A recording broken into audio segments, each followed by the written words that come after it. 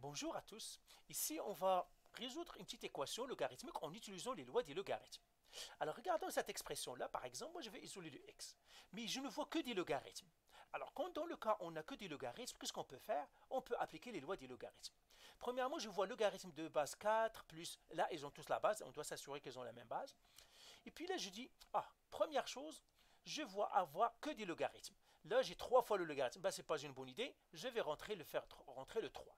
Et là, ça me donnerait logarithme de base 4 de 49 plus logarithme de base 4 de x au cube est égal à 5 logarithme de base 4 de 7. Ça aussi, je vois que j'ai 5 fois le logarithme. Ce n'est pas une bonne idée de l'avoir comme ça.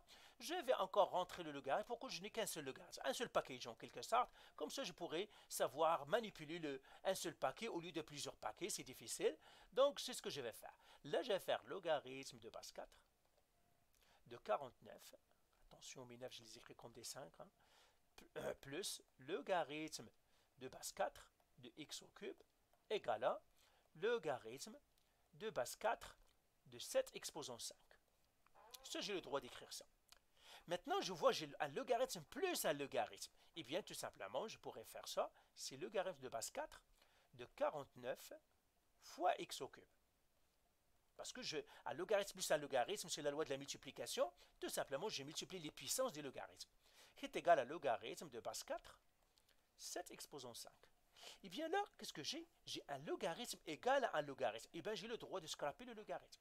Quand j'ai logarithme de base b de a égale à logarithme de base b, par exemple, de x, eh bien, je peux scraper le logarithme. J'ai le droit a égale à x. Ça, ça c'est une autre formule si vous ne la connaissez pas, mais c'est ça. J'ai le droit de scraper les logarithmes. Eh bien, je vais scraper les logarithmes. Ce logarithme-là, je le scrape. Et là, qu'est-ce que ça me donnerait?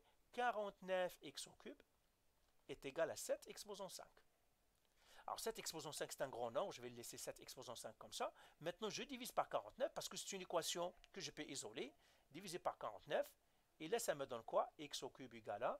Alors, je vais le faire ici. Ça me donne en fait... alors, combien ça me donne? Je vous dirai. Ça me donne 343. Maintenant, je vais faire la racine cubique. Parce que je dois isoler le x au cube, qui est le contraire de e cube, c'est la racine cubique. Ce n'est pas un logarithme. Il y a plusieurs qui vont dire, non, attention, c'est une cubique celle-là. Donc le contraire de la cubique, c'est la racine cubique. Une quadratique au deuxième degré, son contraire, c'est racine carrée, etc. Donc ça me donnerait x égale à 7 ici. C'est une coïncidence que tout le monde est 7, mais c'est ça. Donc voilà, en utilisant les lois des logarithmes, je peux trouver par exemple le x en essayant d'avoir un seul logarithme de chaque côté, et comme ça, je peux scraper les logarithmes, et comme ça, je vais isoler la variable, comme c'est possible.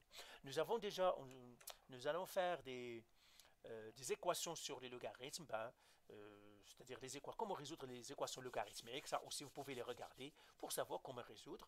Mais pour cela, tout simplement, pour illustrer un petit peu les lois des logarithmes, c'est tout pour cet exemple. Allez, bye!